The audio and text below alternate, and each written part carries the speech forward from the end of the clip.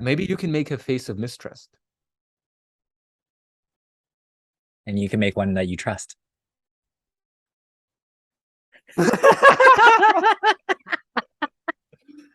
Oh. Oh, okay. Let's do it. Welcome to the Conscious Experience, where we share with you empowering perspectives on everyday moments of being a human being. My name is Boris Kerjner, and I'm here with my brother Mike. How are you, my man? I'm feeling great. Let's get into this. Today we're going to be talking about trust issues. Yeah, So, how are you resonating with that, Boris? it's a rich topic. I think trust is at the very core of our every basically moment of existence, right? Like, we're not necessarily always conscious of it, but there's a lot of trust that goes into just being here and being able to talk to you like this and not be afraid that bombs are going to drop or like the floor is going to fall out from under me, right? That we have a lot of implicit trust. So I think it's a beautiful topic to dive into. Yeah, and that's great. And with that, let's start with this question. So, do you think most people trust naturally, or do you think they mistrust naturally in the world? It depends, I think, on what stage of life the person is in, right? We have kind of this sense of getting jaded over time, right? But if we really look at a freshly born baby, it has, in the beginning, it has very implicit trust. It's like calling out for you and essentially like trusting that you're going to respond to it and not kill it and all of this. But like when we see it more in a cognizant state, when it's aware of self, where it's more of a toddler, then we can see such deep implicit trust because it asks of the adult, like, what does this mean? What is this? And it takes everything completely implicitly. It's like you may tell it that an elephant is a giraffe, and it will just be like, oh, a giraffe. Yeah. So I think that our natural inherent inclination, the innocence of consciousness, is one of trust. And that is why we get so deeply programmed and accepting of all kinds of bad code that then we have to try to work out. Even this idea of, let's say, limiting beliefs, right? We implicitly trust in them. And then we even consciously, we're like, I want to get rid of my limiting beliefs. But somewhere we have already, like, we essentially have bought into them. We already said yes. And now we're even struggling with this way of how do we begin to doubt some of those limiting beliefs that we've taken on throughout our lifetime. Mm-hmm. Yeah, I agree that everybody is born with trust. I read a stat that from like 0 to 18 months, when you absorb most of the things in your life that shape your life, that's when like trust or mistrust is created. It could be as simple as crying and not getting the attention that you need from your mother, and now your mother is no longer reliable or dependable, so you have this like factor of like unpredictability or uncertainty. And so, yeah, I think we pick up mistrust along the way. And I feel like most people that I've met in this world, naturally, you don't trust somebody until they earn your trust, which is an interesting perspective. So, Yeah. unfortunately, This is also, I think, the very genesis where you're talking about of all of the different attachment styles. What we develop in our childhood, that sense of ambivalent attachment or anxious attachment, that really comes from this sense of like, here I am, I'm reaching out and I'm not being responded to. And we make a sort of a conclusion based on this. So yeah, I think that those initial moments, like that initial moment when trust is kind of broken, really then begins to ripple out through our human experience. mm-hmm. The great separation, when you're like, That's right. I trust you, mommy, and she does something unintentionally and breaks that trust. Yeah. Um, so let's use romantic relationships as examples for some of these going forward. Um, how can you trust a partner? Maybe from initially meeting them to later stages in the relationship. How do you build trust and maybe surrender? We can talk about that correlation too. Well, I think we kind of are assuming, we have some kind of implicit definition of trust, right? Nobody is like, what do you mean by trust? But I think it's worthwhile for us to explore, what do we mean by trust in relationship? What does that mean that I trust you? I trust you to what? Right? This is a very big question because very often, I think what's implied by this idea, I trust you, is that I trust you to fulfill my expectations, right? Which is a very sneaky way of positioning trust. And that is, I think, what's most prevalent. It's like, how can I trust my partner? Trust them in what? Right. And so in many of these also inside of relationships, these agreements are not explicit, like they're not talked about. It's like, yeah, I trust you. And it's like, it's not that we have an agreement. Okay, so here's our agreement. We are monogamous, or we are, we're going to do this on Wednesdays, or you're going to take this part of our household and take care of it, and I'll take this one. That is a space where we can say to trust is to trust in a person's uh, agreement, so to speak. Like when we come to an agreement together and we say, you know what, maybe you ask me, hey, Boris, maybe you can take care of this particular task every week. It's a weekly task. And I say, yes, I will take care of it. I like that. And then if I break that agreement, then this is where we may say, oh, okay, it's hard to trust. But even that is an experience of an expectation, right? It's like, I know from my own personal experience that even when my partner has her best intentions in mind, and even when I do, there's times where we break our agreements. Not like monumental agreements like cheating on each other. I mean, it's like there you usually have a lot more awareness and consciousness. But some of these things that, and this is where I also find it's like when we have this deep expectation of the other person to uphold even what they said they would, that can also lead to a deep breakdown in relationship. So I want to perhaps, remix what trust really is and where we can trust, because what is it if it's not trust in our expectations getting fulfilled? Mm-hmm. I read somewhere that people have trust issues when they look for perfection. And I know a lot of us, obviously there's a benefit for looking in whatever you think is subjectively or perfection, but that's Mm-hmm. where we develop trust issues. So we look for perfection in other people. Why? So that we can avoid conflict. And Mm. that perfection, like that seeking that perfection creates, like you said, those expectations. And we have to drop those expectations because they're not real in this moment. They are like, there's nothing real about expectations in the moment, right? We can't have mistrust in this moment. So Yes. we only can trust in a future expectation. So what is then trust, right? Like if we're approaching this through kind of like this radical conscious present moment awareness, then what we really come to is that in order for the traditional kind of trust to really have any footing, we need time. We basically are evaluating a person based on their past, whether they're trustworthy or not. Sometimes that's even just based on the story that they share. They say, oh, I was in this relationship. I remember one time I shared with my partner of a relationship many, many years ago when I was younger, where I wasn't faithful to the partner that I was with. And even that kind of came up as a notch. Oh, yeah, in the past, you were this way. So I'm not sure if I can trust you, you know? So in this traditional approach to trust, we also always have to have time. And it's never about trust in this moment. It's never about who you are being with me now. It's always who you were and what I expect you to be. Right. So I wonder if we can get beyond this kind of trust, which is very conditional. And really, it's much more of a kind of codependent space where it's like, so long as you don't do something I don't like, and such as break my expectations, then I trust you, which means then I approve of you. I'm okay with you.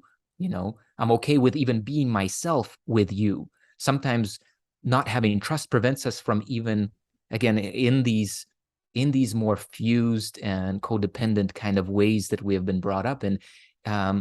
Not trusting the other person leads us to actually be ourselves. I might even call that untrustworthy, because we withhold our truth. We withhold what's very valuable to us. We withhold our authentic expression in the name of protecting ourselves from somebody who isn't, who we deem is not trustworthy. Mm-hmm.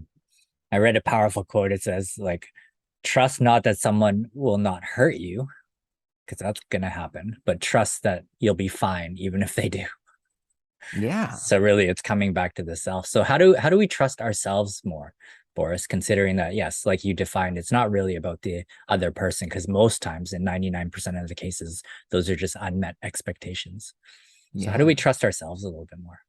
Yeah. And again, what does that even mean? Like, is it that we trust ourselves that we will meet a particular expectation, such as being fine? Are we, in other words, basing our trust on time, on an idea of future in which whatever is unfolding now will be redeemed? And if this is our way of trusting ourselves, we are again almost like shooting ourselves in the foot, because we are entering into this storyline. We're saying, you know what's true? Not this moment. What's true is the storyline of where my character started, where I think they are now, and where they're going. And hopefully they get there. That's what I trust. When most people say, I trust the universe to fulfill my expectations again, to fulfill my desires, this is a departure, because what we have available to us is so much richer, so much more alive, so much more immediate, that unfortunately we just don't have the eyes for it. And I think for the greater part of, at least I know my life, I'm not sure about you, Mike, but I had no eyes for it either. And it's this very moment right here. It's not even that we have to trust it. It's that it is like implicitly trustworthy. It is already gained our trust, because it is the very fabric that like keeps us alive. It's the very fabric of what can we be certain in if it's not this moment, right? What else has any degree of certainty except now I am. Now here's the situation.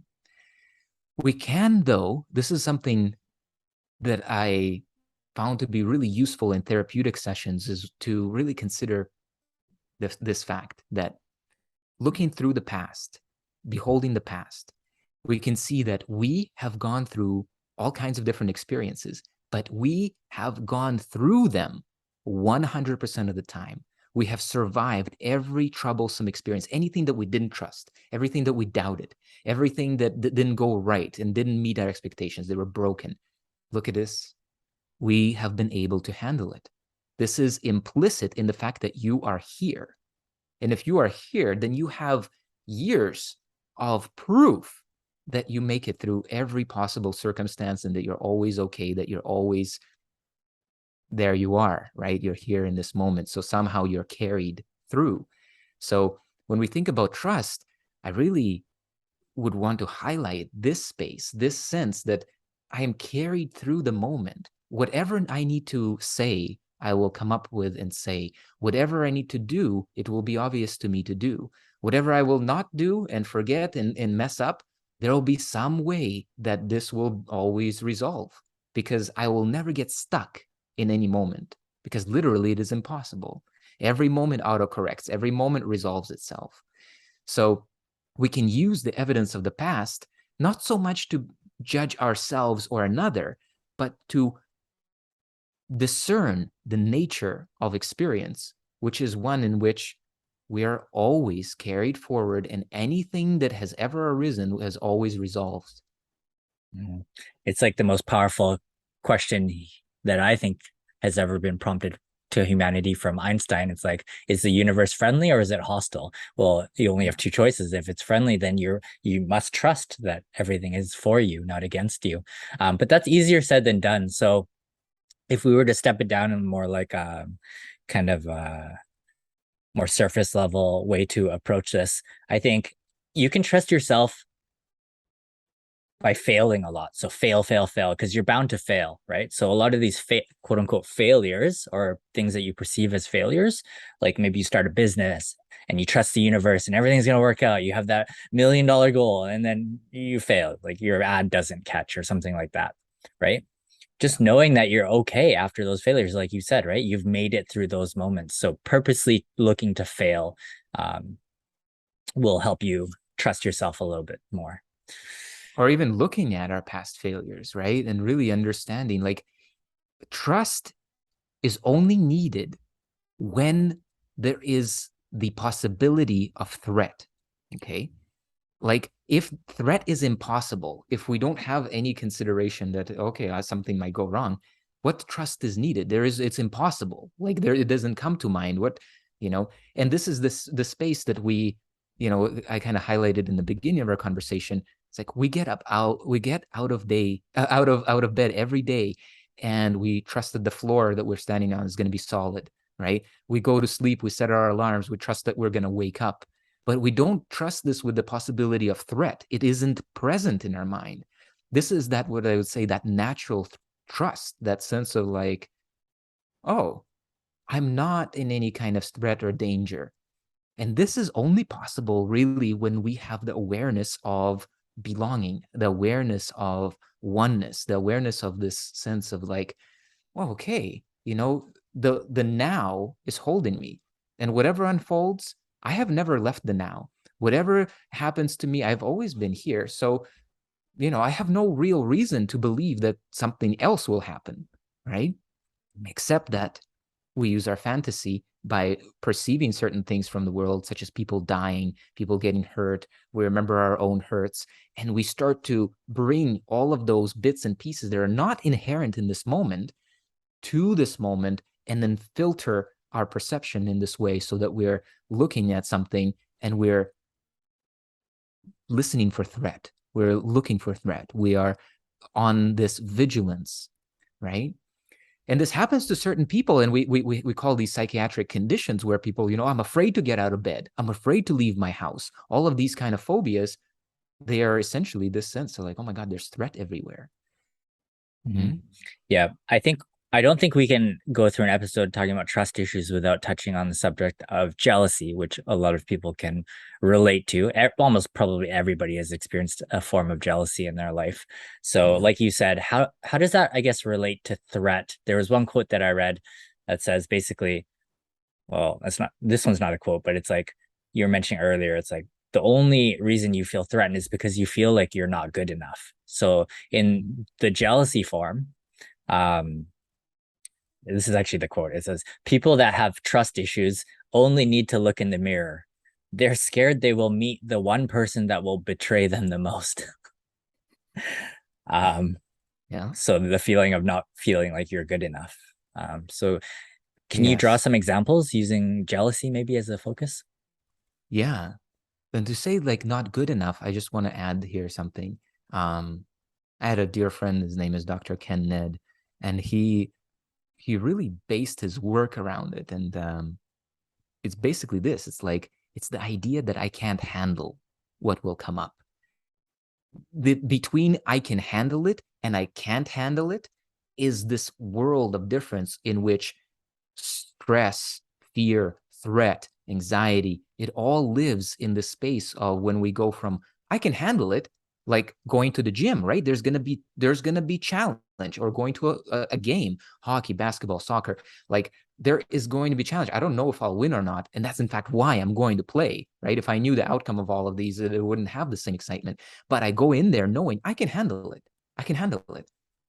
That brings this what's called eustress, this positive stress, this stress that promotes growth, expansion, awareness, heightens us. It creates dopamine reactions. We love it. But that same situation met with, I can't handle it. I don't know if I'll be able to handle it. So coming to, jealousy in relationships, the sense of like, I can't handle it. What if somebody leaves me? What if they cheat on me? That what if that's behind jealousy also carries with it this seed. I don't know what's going to happen to me. I don't know how I can handle it. I don't know if I will be able to. And so a lot of this is basically just unexamined thoughts, unexamined consciousness. If we really say, okay, well, look, yeah, so you're feeling this. Let's just tune in here. So let's say your partner were to leave you. What would happen? And to have them go down that trail, we've done this, I think, in one of our episodes, maybe the anxiety one, where we spoke about this. Just basically, the question is, what is the worst possible outcome? Okay, so they left you. So, and then what? And then I'll be heartbroken and sad and feel betrayed. Okay, so you're going to have those feelings and you'll feel them. And then what? Well, and then what if I don't find somebody else that will love me? What did they really love you if they, cheated on you or left you? And so you see, like, as we begin to bring light of awareness into this topic, we start to see like, oh, it doesn't really hold up so well. The fact that I won't be able to handle this, the fact that it's going to be overwhelming, that it's going to crush my soul. I won't be the same person. And these are real experiences that people create using their mind, that they're not the same person. They shut down forever. They close their heart. They feel deeply betrayed by life. They have all kinds of trust issues. But if we take the moment to just examine that everything is okay, you were okay, you were your own self before that, now you're with a person, and then they're gone, right? These are just different notes in a symphony. One symphony sounds like when I am by myself, another when I'm with my partner. And yet when they leave, there's yet another kind of symphony. It doesn't stop. It's just this ongoing different notes of experience. So opening our awareness to it and really understanding that it's there, it feeds into this sense of, well, maybe there isn't such a big threat. And the cool thing about life is that it's this magnificent setup. And it's set up to basically betray you anytime that you expect that it will not. Anytime that you expect that, oh, this happiness that I found out here, this person here that's so good to me, they will be here forever. And I will never have to feel lonely again. I will never have to feel unsafe. Unfortunately, this will be the exact thing that you will get to feel, because anything that's rejected, anything that's resisted in life, it comes to you. Why? Not because to punish you. It comes to you for your acceptance. It comes to you for your blessing on it. And the moment that you say, you know what, I'm okay with feeling this. If I'm lonely, I will feel lonely.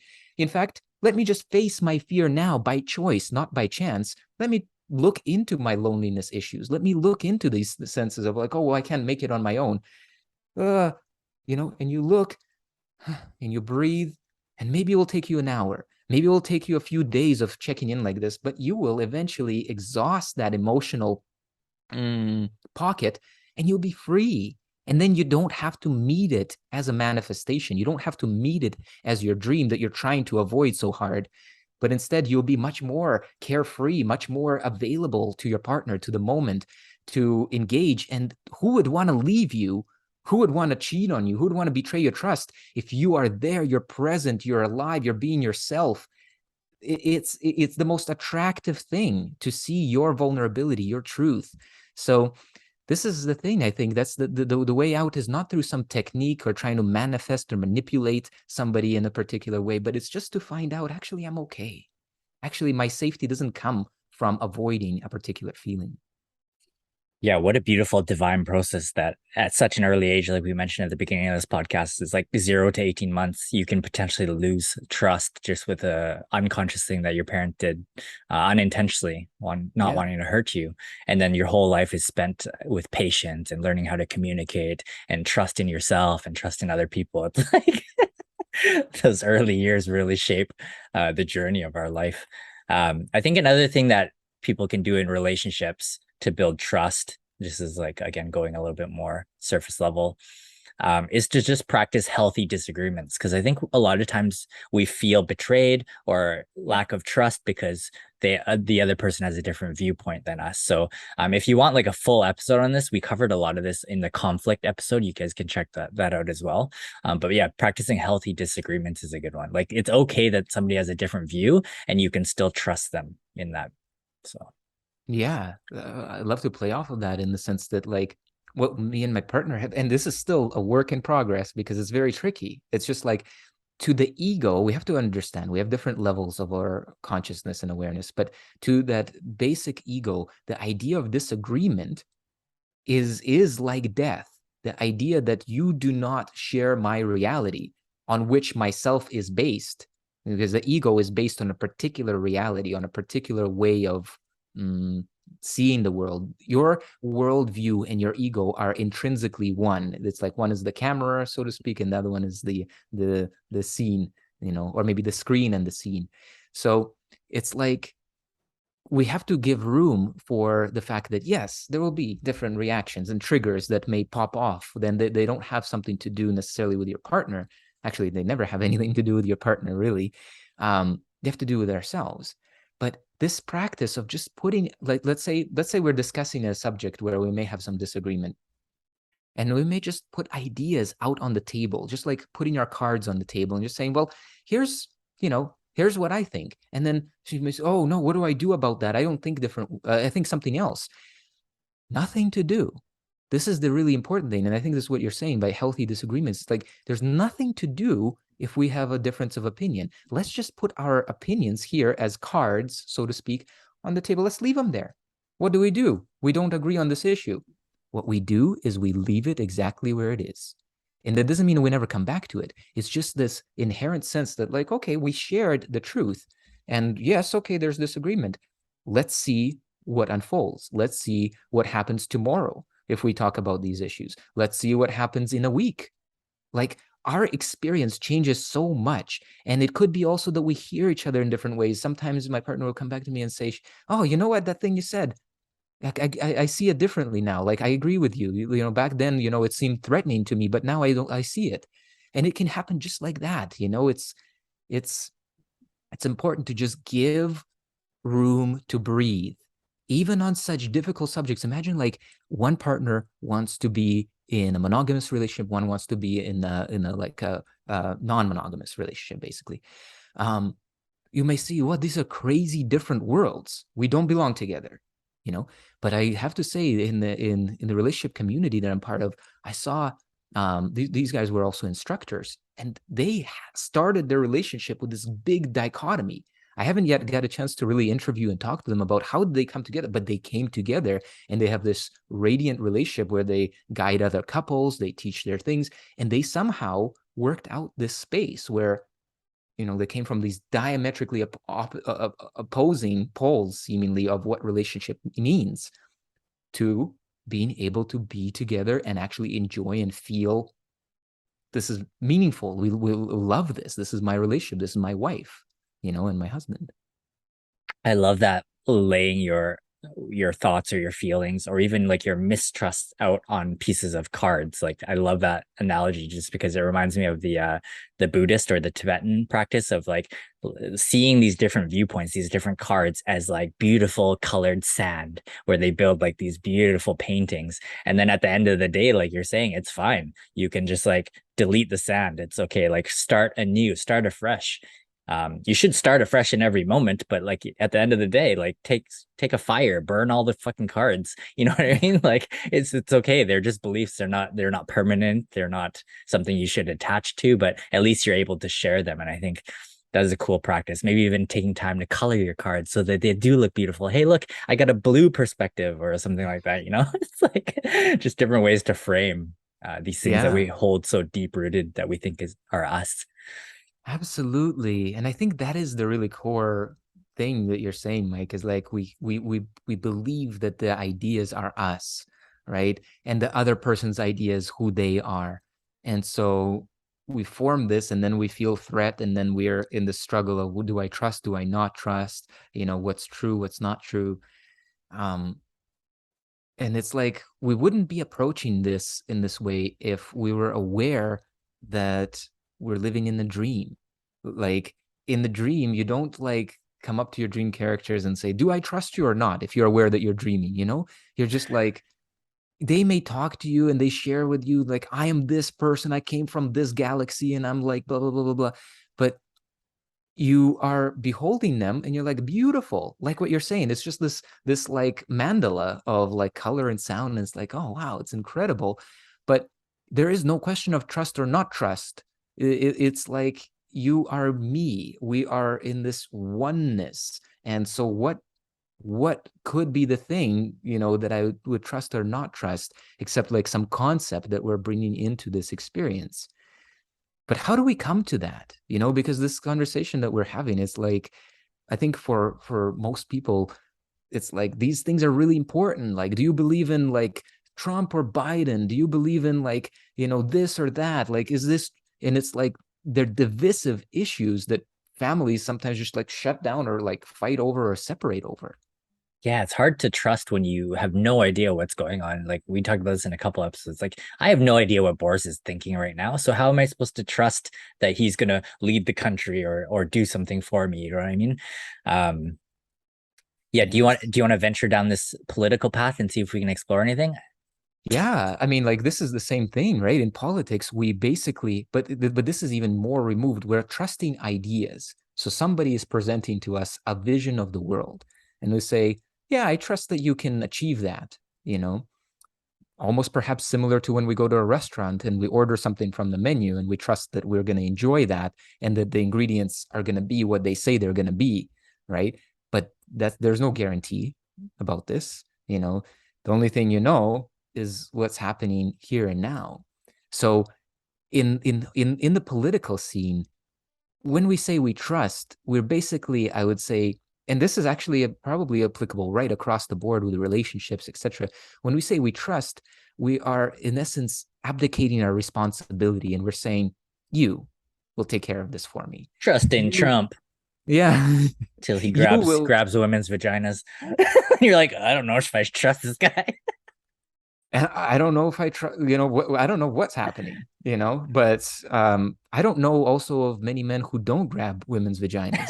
It's like it's all context based. In some moments Subjective. that I this trust is the that guy most even more. in some moments it's the most appropriate thing to do, right? In other moments it's the most not appropriate thing. So it's not like there isn't this black and white experience. But I want to come back to this space where it's like trust as abdication of responsibility, a shedding of responsibility. It's like, I don't need to know how to manage my emotions. I don't need to know how to navigate this life towards a greater degree of well-being, abundance, fulfillment. No, instead, I will trust you. And if you fail me, well, then I'm disappointed, but it's not my fault, it's yours. And this is the whole game of the political scene, which is so funny and childish. Um, but it's okay. I mean, we are, and many times I think that, we as humanity living on planet Earth are primarily a big kindergarten with lots of people who are just like, they look like adults, but they're not really adults. And we're just here playing games, but we've taken it so seriously suddenly, you know? So I think that this is the big downfall of politics and even religions to a great degree, because what we're saying is like, oh, like I'm not a participatory agent in this. I'm just going to assume that you're going to do it all for me. And it's to a certain degree true of God, but not true of any particular religion or human being or politician or your partner at all. So this is it's almost like when we trust somebody, we're giving them this burden of like, take care of me so that I don't have to feel certain feelings. Be such a Manage way. my emotions. Yeah, manage my emotions by being how I expect you to be, right? Yeah, check out our previous episode on emotions. It's a good one. Um, so can you think of some, so we've talked a lot about the benefits of like having trust, and if you guys want to check out our fate versus free will episode too, we talk a lot about like trusting in the destiny or trusting God. Um, Yes.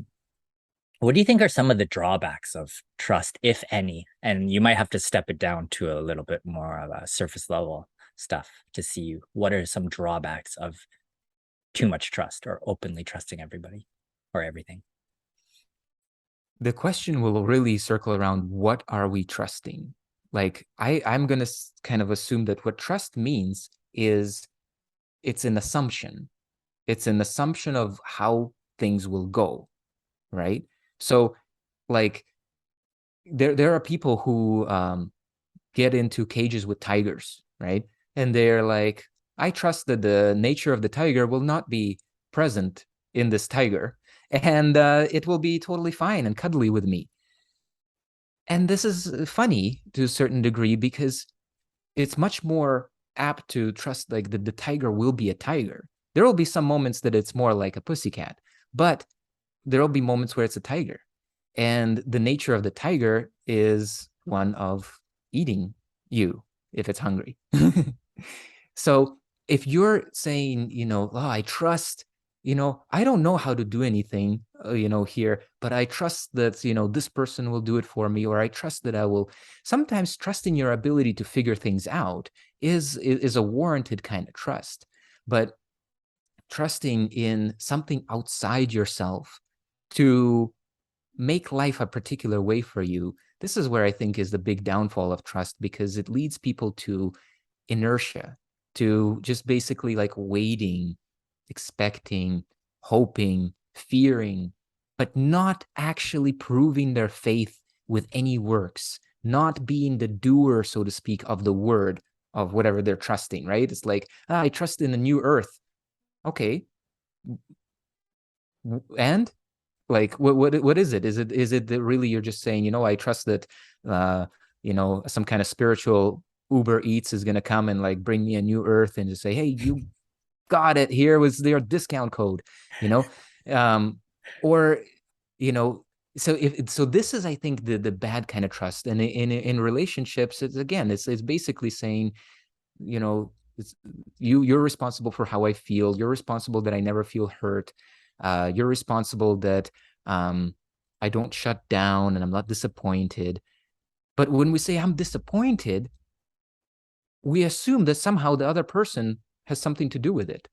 But it's like you are the one who sets your appointments, which are your expectations inside yourself, and it's not met, and then you're disappointed. So it's all our doing. So I say that any kind of trust that is not about you participating in it, you having a oneness and engagement with it, then this is basically just, this is not so much trust. This is an obligation that you're putting on the world or your partner or God or Jesus or the government or anybody. I like that you use the example of the tiger, just because that's a very physical threat, that if we were just babies and we didn't know anything, like we were trusting everything, that a tiger could hurt us or fire could burn us. So you have to think about like, what is the divine purpose to put these inherent obstacles in your way so that you learn how to trust, probably so that you learn that trust is not reliant on external things like we're talking about in this episode, but that it tunes you in to trust yourself, and then eventually you trust in the greater power.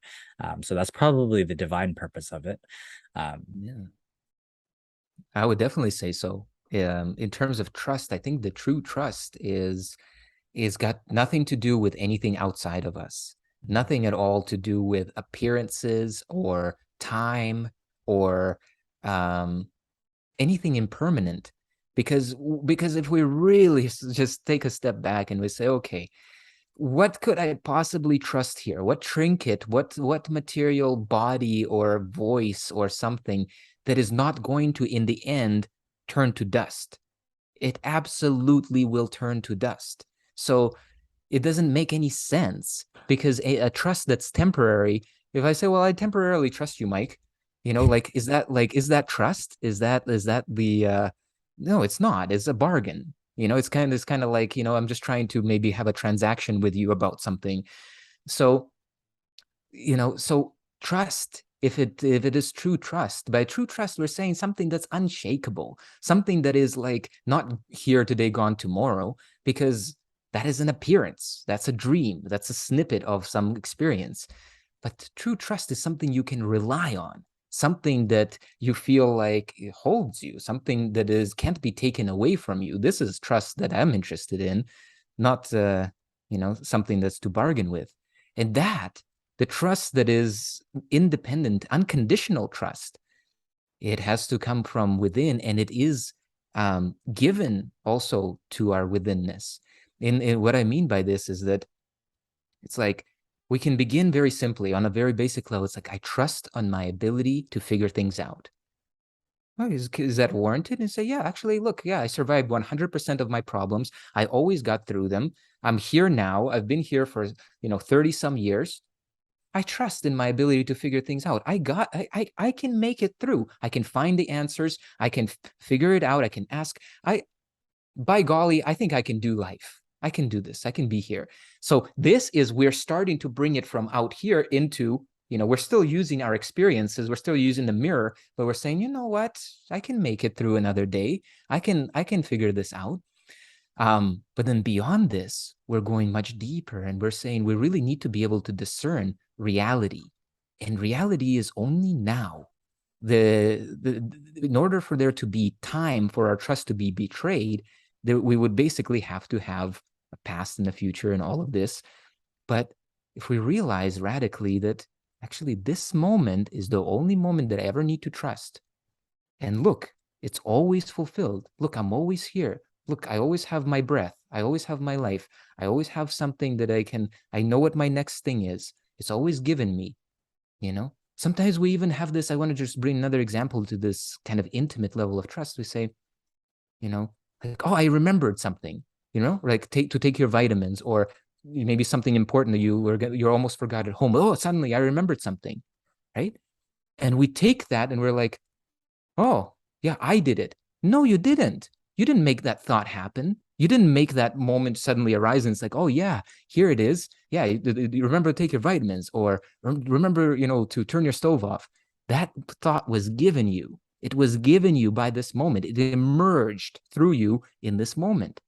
So what we're talking about when we're seeing trust, we're saying, in my deep listening of this moment, I'm becoming more and more one with it.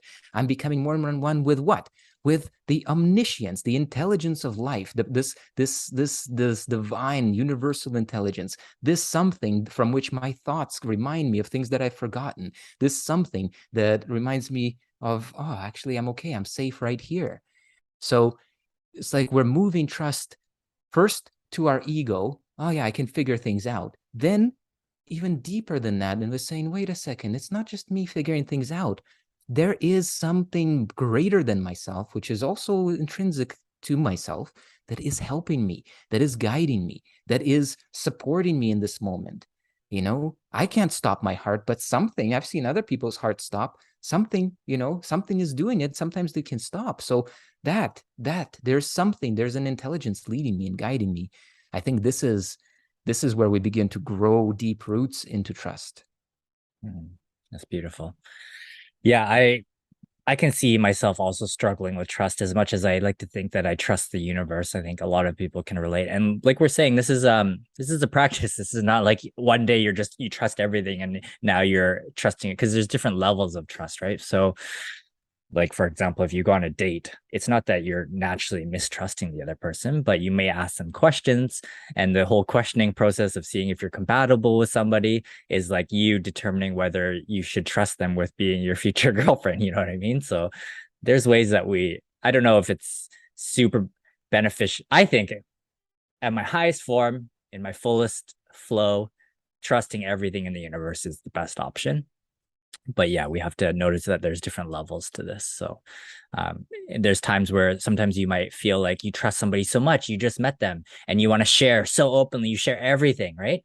And then you have that question of like, is this too much? Like, am I trusting this person too much? And that person might feel like, what? Because they have like mistrust, you know what I mean? Yes. Yeah. So So when we're yeah. talking about this, though, we're talking about these particulars, right? And I don't think that there's any reason to actually trust these particulars or to bring trust into the equation in this way, because it's like, do I trust this person to be my girlfriend or something like this? This we can position it in trust, but we can also say, like, okay, do I feel like emotional intimacy? Does it feel good? Do I get the sense that I'm going to grow from this relationship? Do I feel compatibility? But as we grow in trust, my sense of it is that trust gets reserved in a very exclusive way, but also in a very universal way. It's reserved for God. It's reserved for this moment. What what else could I possibly trust on that will uphold this trust? No, it has to be something that is eternal, changeless, and ever present. That is trust. But otherwise, you have intermittent trust. So, but I know what you're speaking about very much. And I think that this is a very core subject in relationships.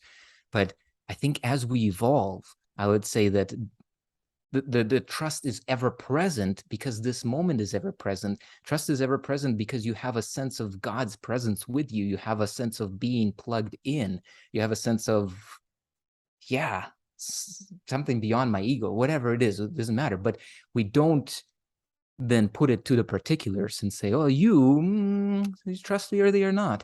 No, we don't play like this so much. We just have this implicit, even if now this is really cool. What about trusting in the untrustworthy, right? So even if you are something I spot about you, and it's like, oh, looks like he's trying to scam me, you know. um, in that situation, it's still possible to trust. It's still possible that trust is present right in that moment, because you're like, this person's in front of me for a reason.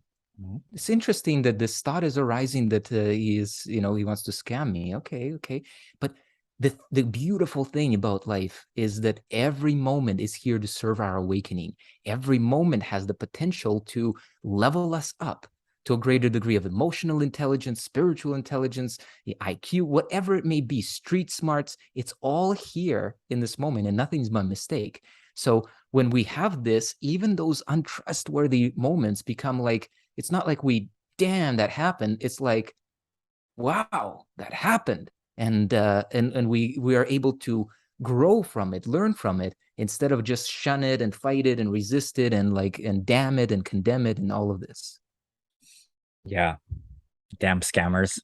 But I would say most of the time people have good intentions, right? And it's like you were saying in a couple episodes ago, it's like you got to shave your own mustache before you shave somebody else's. So that flip sometimes, if truly felt deep enough that you do, there's no question with absolute certainty. Maybe it's not even a question that you don't trust this person. Most likely your natural intuition will prevail, and that person will be somebody that you can trust. It's only when we like tighten up and be like, was that a weird thing on their face or something, that the universe seems to put us down a rabbit hole of more and more mistrust.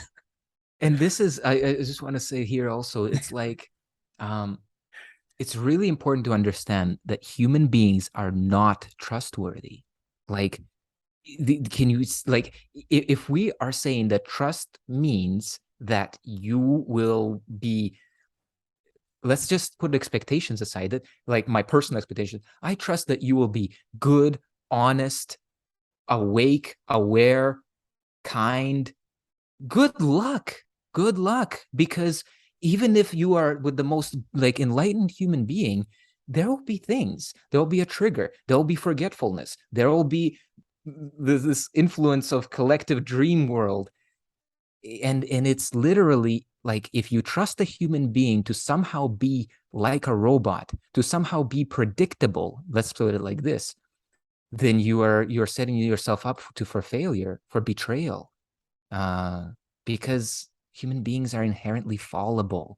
We even if we give ourselves, thousands more years to mature spiritually, we're still in this like, grade school of what is possible. And so, compared to omnipresence, omniscience, the all-knowing universal mind, let's say universal intelligence, it's like there's no context. It's like we're always going to be a failure compared to the perfect. But why put that on a human being? Because the perfect is available to us, and the human being has already shown itself it cannot sustain perfection. So Hmm. so in this way, I think it's very important to also understand that our partners are fallible. And this gives rise not to mistrust or suspicion. This gives rise to compassion. This gives rise, I trust that sometimes you will not be at your best. I trust that sometimes you'll be tired and sleepy, sometimes triggered, sometimes hungry. And this will affect the way that you think about different subjects and topics, and the way you see me and react to me and respond to me.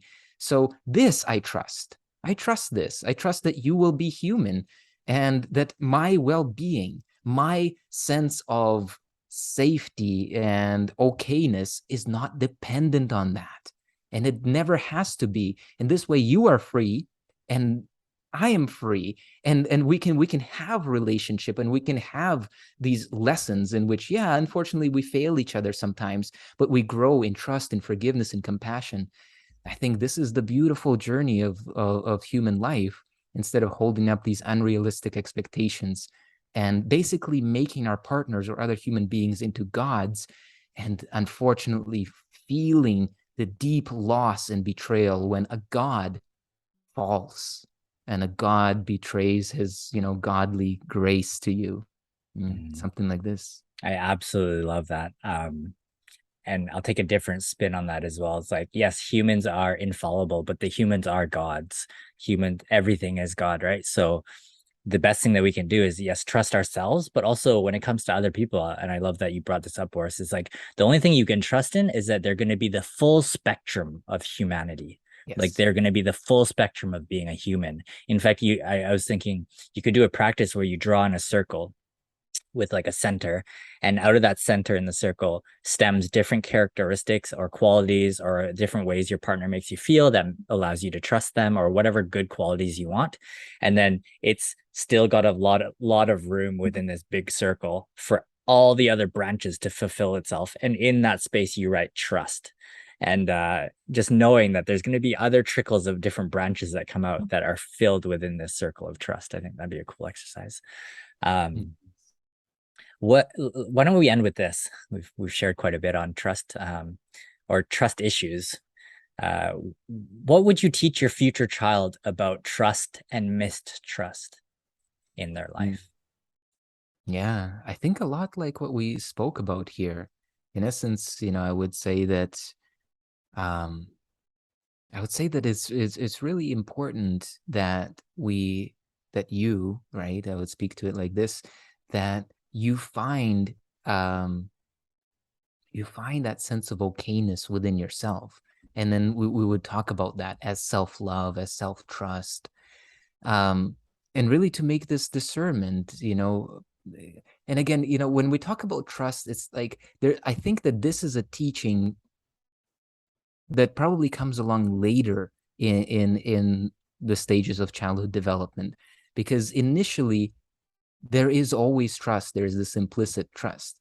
But when I would see that, that this budding human being is then running into issues of trust and mistrust, I would start to talk about this space of like basically the space of emotional intelligence, the space of resourcefulness, the space of like, hey, you believe in your ability to figure things out, even when things don't go your way.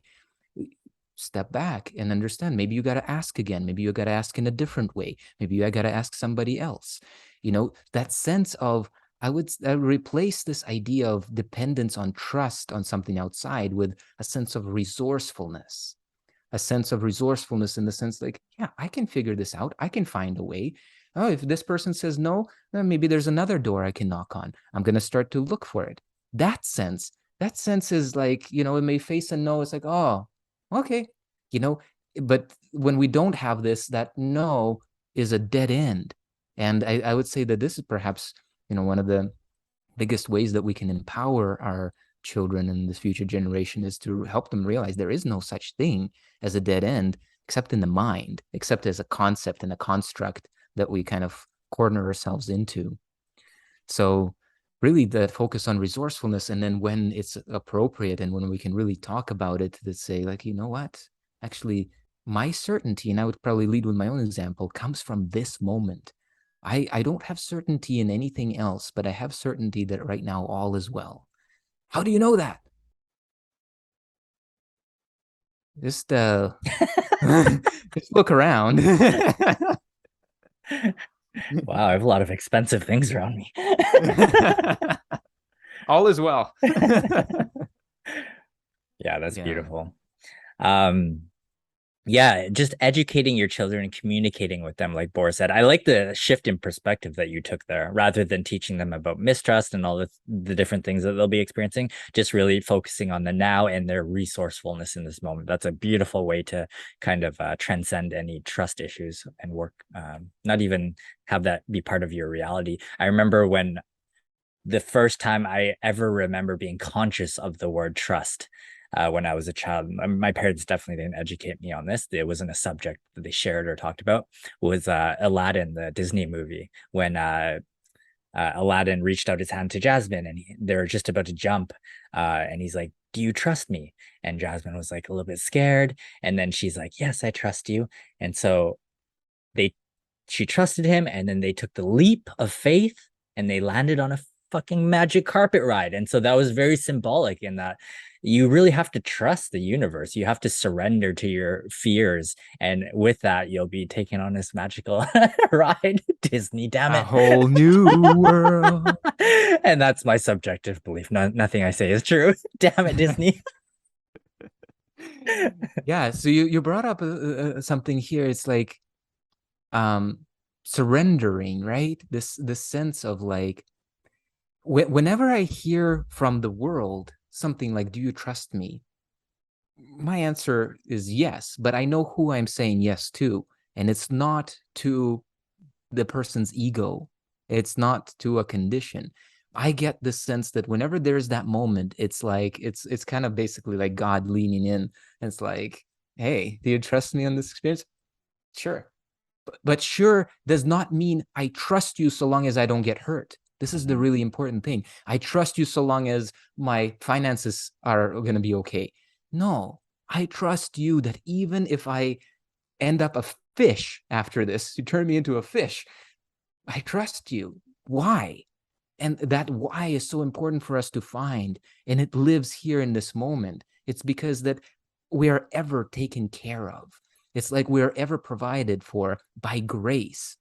When we speak about grace, it's like I used to think that grace is like a manifestation that's going to come to me of like good things, oh, this is grace. But now I see it totally differently. I see that grace is just this moment in which 100% of the time my well-being, my life is assured.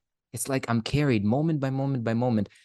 It's okay if I'm a fish. It's okay if I'm like crippled or leaning over slightly or whatever, however you want me to be, God, I will be that way because you have already given me everything.